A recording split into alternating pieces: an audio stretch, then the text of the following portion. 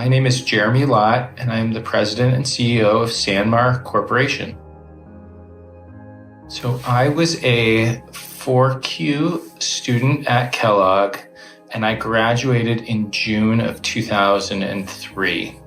I came in June of 2002. I didn't know who John was, didn't know what the Center for Family Enterprise was, but knew that I was going to be at Kellogg for a year with the hope of coming into my family business. Hold on here.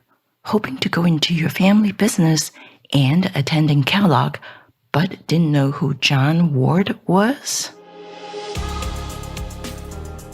Well, actually, I'm now an adjunct lecturer at Kellogg Center for Family Enterprises that now bears his name, but when I was a full-time MBA student at Kellogg, I didn't know who John was either.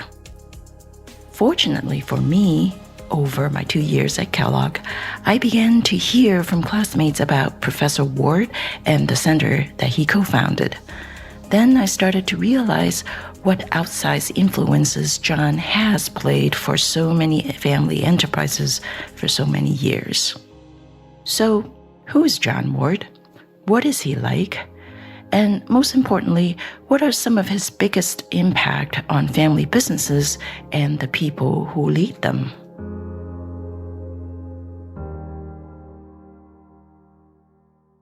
He'd done a lot of research. He brought data. He brought examples of why and how family businesses made it for a long period of time. He is the father of this industry, really. He's the father of this research, and family enterprises are the backbone of this country. He's a great professor, but he's also a great therapist. He had the intellectual depth, which was built on sound academic research, but he also had humility and a great sense of humor. John's the most curious person that I've ever met. You call someone a voracious reader. John's a voracious listener. He believed that you learned by listening to people. He was just a wonderful Sherpa to have on the family business journey. This is the last episode of our first season at Family in Business. Over the past few months, we've heard from 6 different family enterprise leaders on their journey of reinventing their family business, exiting the industries that their ancestors founded their business empire in, overcoming family tragedies, while finding their own leadership voice. But what we haven't covered so far is that so many of these family enterprises' stories have been greatly influenced by one person, and that is Professor Emeritus John Ward, co-founder of the Center for Family Enterprises at Kellogg that now bears his name, and one of the earliest and most influential academic researchers in the field. So today, we're going to hear from 5 more leaders from industries as wide-ranging as engineering, personal care, branded apparel, personal protective equipment, and food.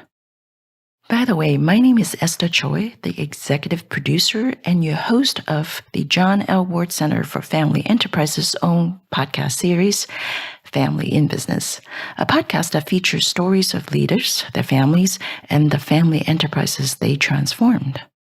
We'll find out 5 very different impacts that John Ward has had on these family-owned businesses. And these impacts are lessons that all family business leaders can leverage.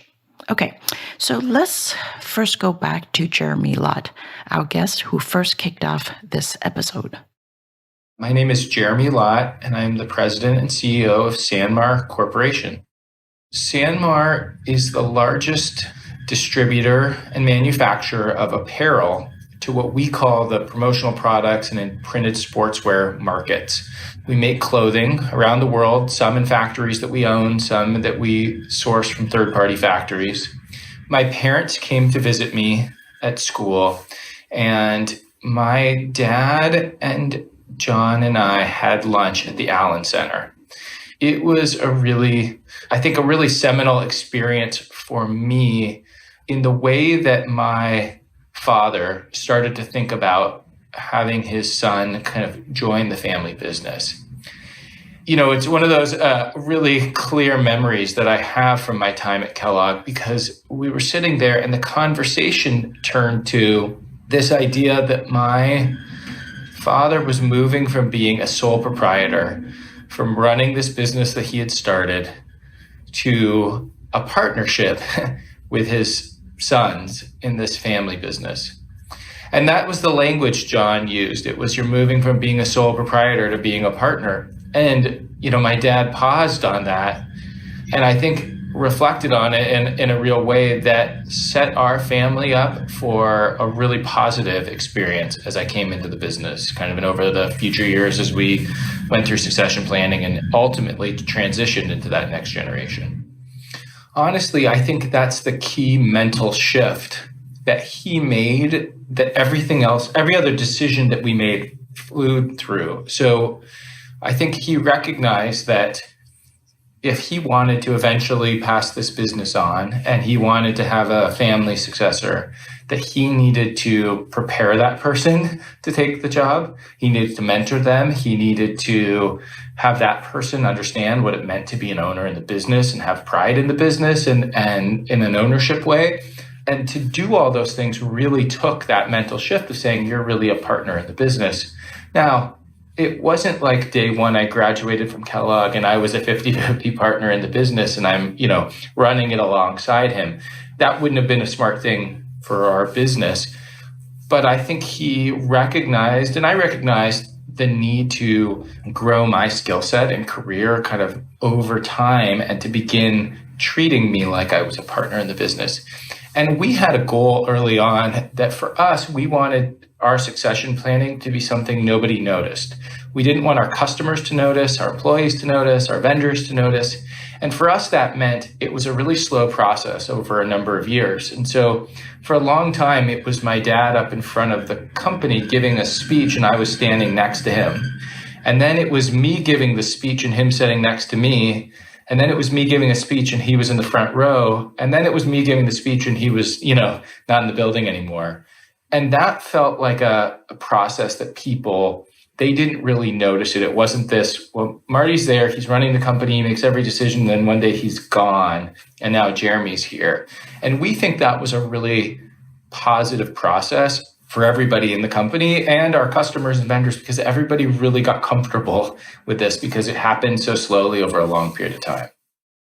Company founders often have this larger-than-life influence over the family and the company. So for Jeremy and his father to co-facilitate a leadership transition so smoothly that employees and customers didn't even notice is no small accomplishment. But that requires both G1 and G2 adapt the fitting mindset for the time. That is the first lesson we can all take to heart from the Lott family who owns Sanmar Corporation. We'll actually come back to Jeremy again at the end. But now, let's take a listen to a very different story. What happens after you've already passed the first generational transfer? Let's say you're the third and fourth generation leaders. What sort of impact has John had on these multi-generational family business leaders? Here's another example, the second impact and lesson that John has imparted on another family business. My name is James B. Ethier, but everybody calls me Jim. I am the chairman emeritus of Bush Brothers and Company, the fairly well-known bean canner with Bush's Baked Beans. It's been over 30 years ago. My initial exposure to John was in November of 1989. At that seminar, what took me back was that beyond the possibility of the future, it was a John Ward, a young man probably about my age, who explained how to pursue those possibilities. He, of all the presenters, talked from research, not just suggestions. The thrust of his study and what he articulated was extremely attractive to me. He seemed to come from more of a science approach. He'd done a lot of research. He brought data. He brought examples of why and how family businesses made it for a long period of time. Why was having research in family business so important? Well, sometimes there are age-old wisdom that can't be disputed. And then there are age-old myths that only robust research can dispel.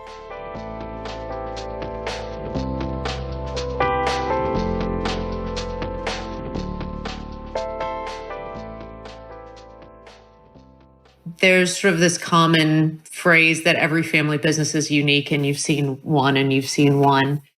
That's Jennifer Pendergast, Executive Director at the John L. Ward Center for Family Enterprises at Kellogg. What John was able to do was distill best practices and lessons learned based on the number of families that he experienced through the center.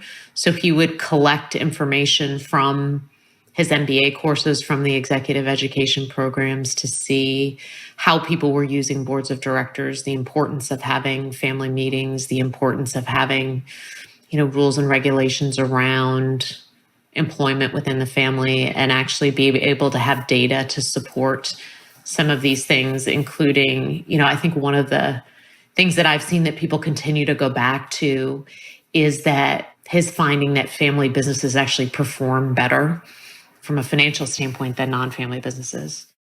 Family businesses actually perform better from a financial standpoint than non-family businesses.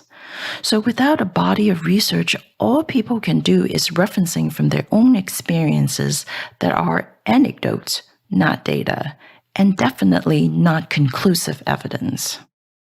Now, what about another age-old wisdom that family enterprises or wealth in general typically don't last past the third generation, Jim Ethia's generation? First of all, is that actually true based on research? And second of all, how common exactly do family enterprises transfer to and past the third generation? And what are you supposed to do if you are the third generation? I was taken aback when he mentioned the fact that only about 3% of family businesses made it to the fourth generation.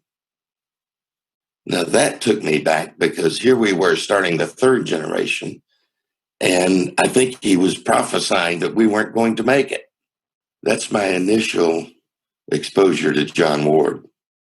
I began to send my family members to that seminar so that they could hear John Ward's story along with others. What I think was really important was I wanted everybody singing out of the same songbook, or hearing the same, if you will, the same music.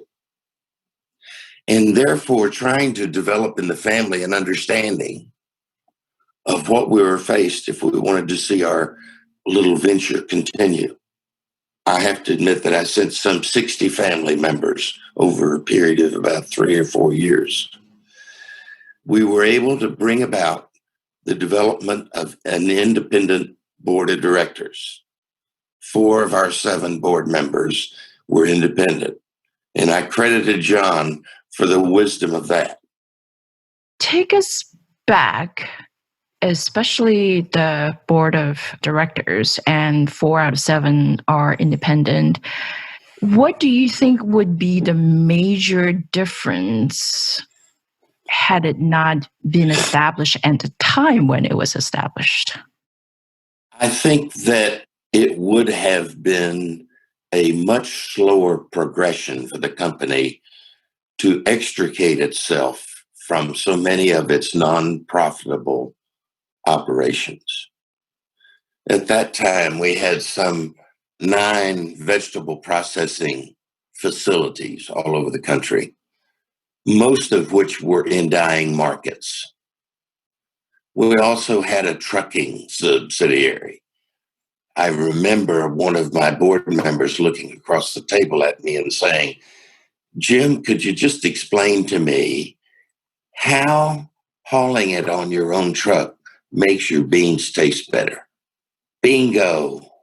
We didn't need to be expending efforts in trying to grow a trucking company.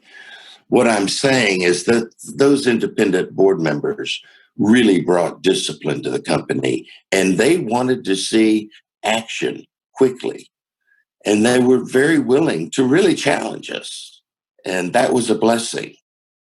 John also talked about, if you will, the strength of having a family council. And we tried to develop a family council, though I admit with my third generation members, it wasn't very successful. I think there was probably a lack of understanding on their part, a lack of accepting for the family to resolve their issues independent of the board and of the company. What I started to do was to send my fourth and fifth generation family members to the program that John was hosting. I began that in 2005, and by the year 2007, we were able to again establish a family council, but we named it the Family Senate. We were using the guidance of John Ward, and we were exposing him to the fourth and fifth generation members of our family who were far more receptive to his academic approach, to the science that he brought, and I think the passion that he exhibited as a professor. They came back enthused. And even today, 15 years later, we have an extremely active family council. And it's gone further as a result of John's teaching. We developed a shareholder agreement, and then we chartered in 2012 our own private trust company, recognizing that over 80% of our ownership was involved in some kind of trust. I think getting from John the insights to give me comfort that we could move forward as next generations came forth in the family, in appealing to them, and particularly appealing to the young folk. Not necessarily did they have to be employed in the company, they could be involved in governance. And today, with not only the board of the company, but the family senate, and then the private trust company, we have over 20 opportunities, or seats, if you will, for that fourth and fifth generation family member to be involved with a company, even if they don't choose to be employed by the company. So I think having those insights from John has allowed us to develop the company, not based on what happened in the second generation or even the third, but to look forward as to where we wanted to go with the fourth and the fifth generations. The impact of John on our company is that after 112 years, we are continuing to flourish. Today, we're the leading bean canner in North America, and we have a family that's really passionately involved in seeing that our company has a long-term success.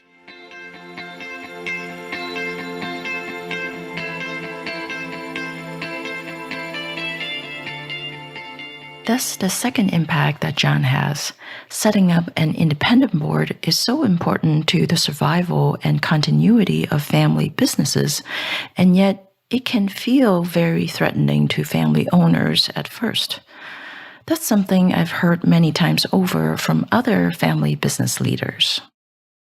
Often, learning from John wasn't just about learning from John himself. In Gigi Cohen's family situation, it's also about tapping into the brain trust that John is the shepherd of. Here, Gigi will explain the third impact John has on another family business. My name is Gigi Cohn. My title is Executive Vice President, and my family's business is Maggot Glove and Safety Manufacturing Company. So it's a family-owned business that was started in 1946, and we sell PPE. Most people now know that stands for personal protective equipment. We supply personal protective equipment from head to toe to help companies keep their workers safe.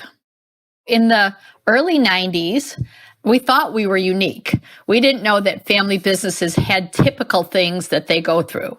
And so we found out that all of these things we were facing or might face were not unique and that we could proactively address them to prevent bad things from happening to our family and our business. And so we started to understand that we should learn about family business. In the 90s, our family was run by an executive committee that was all of the family members in the business. There were 8 of us. And we had 4 family members from the next generation in the business, and we had another 13 in college and high school. And so we realized that we couldn't go from having an 8-person managing committee to a 17-person managing committee. And so we had to move from sort of a model of all family members running the company to a merit system. And we couldn't figure out really how to make that transition. We didn't feel comfortable talking about each other's children in terms of who are the ones who are going to be in the management team and who won't. And we actually were at one of John Ward's classes where they were discussing the case he had written about our business. And the students suggested that we think about it the way law firms and accounting firms think about their partners and how you become a partner. As you start to move through the ranks, you get feedback about if you're on track or off track to become a partner. And so we did adopt that system where people started getting feedback about if they were on the partner track or not on the partner track. So it wasn't just a yes-no situation one day, 1 year. It was a gradual path and journey to getting to the management positions. And you got feedback about where you needed to improve, and you had the opportunity to improve. So that was very valuable. And that really came from his students.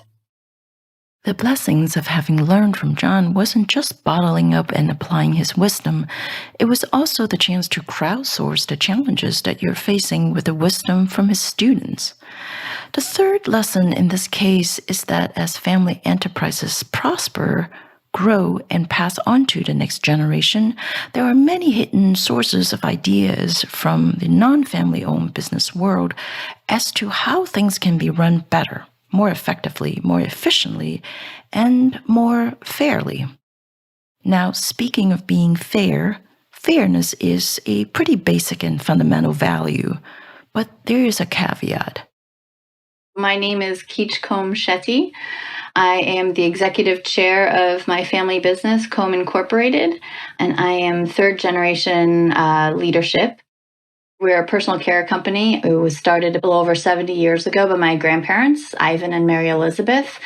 They launched the first over-the-counter acne medication called Clearasil. My grandparents teamed up with Dick Clark when he was starting American Bandstand, and they were the original sponsor. And so really Clearasil and American Bandstand took off together. And then from there, we actually sold Clearasil, but now we have brands like Just for Men hair color and an intimate health brand called Vagisil and a whole portfolio of grooming products, more beauty side of things around the world. My grandfather was the entrepreneur. My father really was the one who grew the company to a modern corporation, global corporation. But the dynamic of family interacting with the business wasn't as deliberate or thought out. And because my father was the only member of his generation who was involved with the business. And so to think through, okay, well, I have 2 sisters. I have cousins who at the time could have potentially been involved as well. So, what's the criteria for family members to be involved with the business? How does that manifest itself? When I was a student still, my dad was in Evanston, but came to see me. And so John, my dad, and I had lunch in the Allen Center. And it was just this amazing conversation that really was the start of me personally digesting what needed to be done, how it should be done. Because John he's just so knowledgeable about the technical aspects of family enterprise, family businesses, and running businesses. But I think what is so unique and so special about John is that he completely understands the personal, the family dynamic, how important that is. And one thing he said, I'll never forget, he said, no matter what, you still have to have Thanksgiving dinner with these people. They might be your family, you might not have chosen them, but you still have to have Thanksgiving dinner with them. And that seed, I think it's so simple, but it's a great guiding North Star. And so that conversation I will never forget. And I don't think my dad will either. In terms of laying the groundwork for a strategic transition and a planned and deliberate transition when the time was going to be appropriate. It wasn't obviously while I was at school, but we need to come up with a plan sooner rather than later. And I think my dad's biggest takeaway was that, how did he put it? It's that even isn't always fair. And so to really internalize what is best for the business and also what is best for the family. But in our case, the way we view it is we're really a business with a family associated with it. So for us, it's first what's right for the business, and then figure out how to best integrate the family into those decisions. And what came out of it for us is what my father experienced is that whoever is closest to the business, who's put in the time and gotten the education and the training, et cetera, is the one who will be the decision maker in the business. There can't be evenly split decision makers because that's really a recipe for disaster. So I think that was definitely a big takeaway for my dad and for me too. Family enterprises, it's not very common for third generation, fourth generation family enterprises to survive in the US. And so he had a lot of warnings about what not to do and then advice on what to do. I think the warning scared my dad a bit. He was like, if we want to survive in perpetuity, then we have to be very buttoned up as to how we execute. I think that's equally as important as motivating because I think the motivation, with family businesses, it's such a part of your identity. There's such a innate sense of pride. The fact that our name is on every single one of our products, we take that very, very seriously. We take our quality and safety very, very seriously because of that. John's sphere of influence isn't just limited to American family enterprises. It's all over the world. For example, I'm Farhad Forbes. I'm co-chairman of our family business, Forbes Marshall, which is a family business based in India. It's a second, third generation family business. We're an engineering business founded about 74 years ago. We are based in India, but now have operations in Southeast Asia, in the Middle East, Africa, some sales in North America and South America as well. We do energy conservation, looking at efficient use of energy in industrial plants, and also process automation and control. So we optimize production processes and manufacturing processes in industrial plants. I think the main thing I learned was that he taught us to have pride in being a family business. And this was at a time in the late 1990s. Family businesses were considered to be not that great in terms of enterprise. They were considered to be relatively mediocre. They were not particularly innovative and not exactly state of the art in terms of either management practices or technology. Still, why would anyone have to learn to have pride in their family business? Here's Jennifer again. Because it was assumed that you were underperforming, that you were unprofessional, that you didn't stack up to a non-family business, and the finding that if done well, family businesses outperformed non-family. That's now not that surprising. There's a lot of research that says that, but John was one of the first people that said that. And I think it gave ammunition to families to say, we should be doing this and we should be proud of who we are, which was a big deal because then that made people want to be part of the legacy and pass it on to future generations. And John really, he taught me and my family that family businesses were special. And he instilled in us the desire and passion to preserve and perpetuate the legacy we've inherited. And this was not just in my generation, which is the second generation, but also in the next generation, the generation of our children. Both my daughter and our son have met John, have interacted with him in workshops and also personally with him. But he also, if I may add, it was not only pride in family business that he taught us, but he also taught us to have the humility to recognize the many challenges and the paradoxes we have to deal with in family business. And to understand that if we did not manage these challenges and paradoxes adequately, the business and family relationships could face grave consequences. But if we manage the challenges and paradoxes well, we could also have great competitive advantages to thrive and outperform others. So, in summary, I would say he taught us to be proud of what we have, but also to respect the challenges by working on and doing the right things for both the business and the family. He's not just done such a great service to us as a family and our own family business, but I think he's had a huge impact on many Indian family businesses. John has embodied the ideal essence of a teacher, researcher, consultant, and most importantly, a confidant for family business leaders. And it seems quite fitting that the Kellogg Center for Family Enterprises would be named after him. The center is named after him because the family who gave the money, the family who made the transformative gift to Kellogg was the Tornado Family Foundation. They gave the money with a specific intention.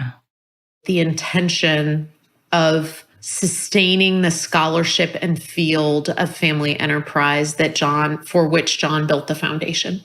So the whole intent was he was a pioneer. How do we sustain this? How do we train future generations of scholars so that we have the next generation of John Wards? And so that's what's so significant about the name. John was a person who had tremendous intellectual capacity to firstly research. Based on his research, he was able to actually come up with concepts, which he was able to put across and communicate extremely effectively. And he had immense humility himself in terms of how he brought it across. I mean, I've been to good universities in the US. I've had all kinds of professors. I've had professors who have been brilliant in their fields of work. By good universities, Fahad, Stanford, and the likes. But not everyone had the humility as well.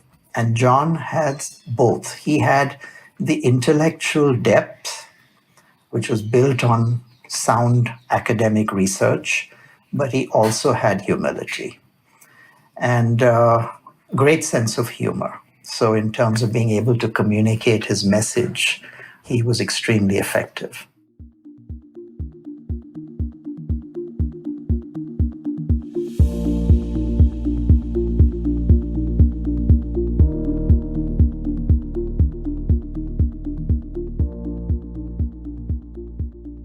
And because he's so effective with communicating his messages, he's able to influence how one particular family decided to react to the 2020 pandemic.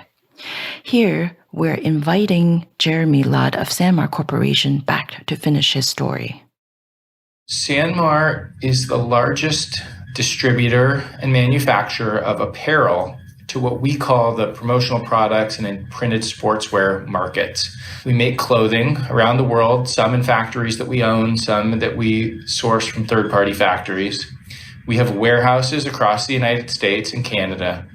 And then we sell that apparel, t-shirts, sweatshirts, jackets, hats, etc., to people who put logos on them for promotional uses, for uniforming, for schools, teams, anything you can imagine with a logo on it. That shirt, that hat could have come out of one of our warehouses. It started for us pretty early with this idea that we don't just make a Sanmar shirt. Every shirt we sell gets a logo on it. And it gets a logo of whether it's Kellogg School, whether it's Microsoft, whether it's Seattle Seahawks. It gets a logo of a team, and it stops being a Sanmar shirt and it starts being a Kellogg shirt or a Microsoft shirt. And so we had a responsibility to those brands to make sure that the product was made in an ethical and sustainable way. That's how we thought about it for a long time. And then 2012, there was a factory that collapsed in Bangladesh. It made, pretty international news, and over 1,000 people died. And for me, it was very much a soul kind of searching moment of, are we part of a broader kind of problem of an industry that can be exploitive, that can be polluting the world, now potentially dangerous to the people who work there? And I had spent, the years before that, a lot of time traveling and visiting factories. And what I'd seen is that there are really good factories and that there are bad factories, and that we could actually be part of not just making sure we weren't doing bad things in the world, which really had been our focus before then, to really actively trying to use our manufacturing and our buying power to do good things and to invest in the communities that we were doing business and frankly, benefiting so much from. We went on this journey as this company of how do you make sure, you're just from not doing bad things to how do we actually do good things? And so we started talking to our partners. We started understanding what they were doing in their communities. We understanding the needs of their communities. We started investing alongside of them. And that has made a huge difference for our organization. Today, it's really the rallying cry for our business. We call it a canvas for good. But the idea is that the product that we make can do so many good things in the world, first and foremost for the people and the communities that we make the product in, but for our employees, our 4,000 employees across the United States, and then the communities and the people that actually wear our product. And the thing that we started to recognize was people who were using our product were doing amazing things with it. They were doing a cancer walk and raising money for research and giving everybody this t-shirt. When you put it on, you felt like you were part of something. I've been involved in an organization called Obliteride that's part of the Fred Hutchinson Cancer Research Center. It's a bike ride that raises money for cancer. And everybody around Seattle, you see them riding with their Obliteride bike jersey. And it's like you're part of the club and you're part of this, and you wave and you say hi because you're wearing your Obliteride bike jersey. It's really amazing what apparel can do. And so we've really tried to frame our business in this idea of a canvas for good and how we can do good things with our manufacturing. And we're on that journey. We're not there yet, but it's a journey that we continue to go on as a company. Jeremy's leadership journey is certainly inspiring, but a leader's true character doesn't reveal itself until it's been tested, really tested. So what happened to an apparel company when COVID began to hit the US in full force? When COVID started, much of what we sell to stopped happening. So kids went home from school, sports stopped, concerts stopped, events stopped, and much of our business stopped really quickly. And it was a scary time kind of as a company. And we were working 20-hour days, and together with my management team, we were trying to figure out what we do in this really unprecedented situation that we were in the spring. And we recognized pretty quickly that we were going to have to cut expenses, but we didn't want to lay anybody off. And we had never laid anyone off as a company. And next year will be our 50th year in business. Together as a team, we said, look, we're going to ask people to take salary cuts. We're going to ask people to take cuts in hours, but we're going to keep everybody employed. And I really struggled with it because I knew what it meant for our employees to ask them to cut their hours or to cut their salaries. But I felt like it was the only thing that I could do at the time to make sure that we had a business for everybody to come back to. And so when we did that, I took my salary to $1 and kept it there until I was able to raise everybody's back up. And fortunately, over the summer, when our core business started to improve, as well as we were fortunate enough to get some government contracts to make PPE, mostly masks, our business was in a stable enough financial position that I was able to raise everyone's salaries back up, everyone's hours back up, and was able to take my salary again. But I really felt like that was the only fair thing that I could do when I was asking people to sacrifice so much. We've heard so much about John Ward and his impact, but we haven't heard from John yet. Well, he's retired now, but lucky for us, the center has a huge archive of his lectures. I went through the archive and found a presentation he did many years ago for family businesses. And here's a small part of this presentation, and it will illuminate Jeremy's story even further. Here's our one and only John Ward. I came across a friend, a family business friend who went to Korea and found out about a study from the Bank of Korea, where the Bank of Korea was realizing that two things. First, that very few Korean companies had lasted 100 years. And second of all, that their neighbor, Japan, was the home of 3,000 of the 5,000 companies in the world that are 200 years old or older. So the Bank of Korea wisely studied their friends in Japan. And they learned several things. They learned first that these companies in Japan saw people as the most resilient resource. It was people that are resilient, not products, not companies, not organizations, not structures. They also learned that it's very important to earn the trust of your customers, of your employees, and of your community. Trust was their most central value. Third thing, they believed that honesty with customers protected the loyalty of those customers in bad years as well as in good years. And finally, they believed in investing in this resource of people. They see people as craftsmen who are always improving their capabilities and their talents. Well, let's talk a little bit more about the Centurion companies that we've studied. The first thing we find in the Centurion companies is that they pursue a different kind of values. They don't follow the textbook values or the traditional values that we read about: quality, creativity, innovation, teamwork, and productivity. Instead, they pursue values like do the right thing, curiosity, courage, mutual respect, and personal responsibility. When I was recording my conversation with Jennifer Pendergast, I surprised her by requesting that she answer the same question that all our guests have responded to. And that is, Jennifer, what was the biggest impact that John had on you? Oh, wow. If I knew you were going to say that, I would have prepared myself with some Kleenex. I would, first of all, tell him how grateful I am for the opportunity to sit in a virtual chair with his name on it in a center named after him, and to have the great honor to do my best to help perpetuate the foundation that he set. The greatest impact that he had on me was moving away from sort of a younger, coming out of business school and big company consulting mindset, that being good at what you do is knowing the answers to everything, that being good at what you do is listening to people and understanding them, and that often they have the answers. You just need to help them get there, and that they need to be heard and valued, and that the process is as important as the outcome. I wish he was sitting right next to me now, just because he has the most infectious smile and demeanor, and it just lights up my life to be able to be in the same room as he is. When Jennifer mentioned the infectious smile, I realized something. That when I was interviewing all the guests, the very mention of John's name and his impact brought about that same smile and deep contemplation in all of them.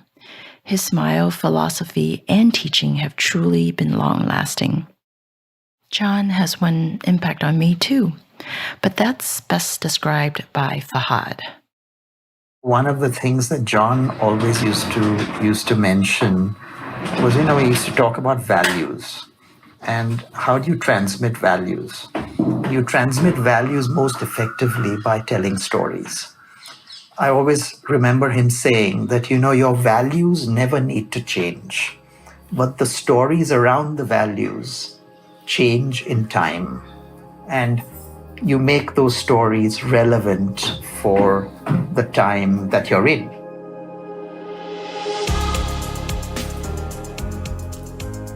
Yes, your values never need to change, but the stories around the values change in time, so you make those stories relevant to your audience. That's why I'm so intrigued by storytelling in family enterprises. And in our podcast, Family in Business, we hope you found many relevant, timely, and engaging stories from family enterprises and the leaders and families who transformed them. That wraps up our last episode in Season 1 of Family in Business. Thank you again, Jeremy Lott from Sanmar Corporation, Jim Ithier from Bush Brothers, Gigi Cohen from Magic Glove and Safety Manufacturing Company, Keech Combe-Shetty from Combe Incorporated, and Fahad Forbes from Forbes Marshall. Thank you for tuning in to Family in Business, a podcast sponsored by the John L. Ward Center for Family Enterprises at Kellogg School of Management. Our show is supported and advised by Dr. Jennifer Pendergast. Kane Power is our audio engineer, and I am Esther Choi, the executive producer, your host, and the author of the book, Let the Story Do the Work. Season 2 of Family in Business will be right around the corner, and our focus will be on purpose, so you won't want to miss out. Happy holidays, Happy New Year, stay safe, and stay in robust health.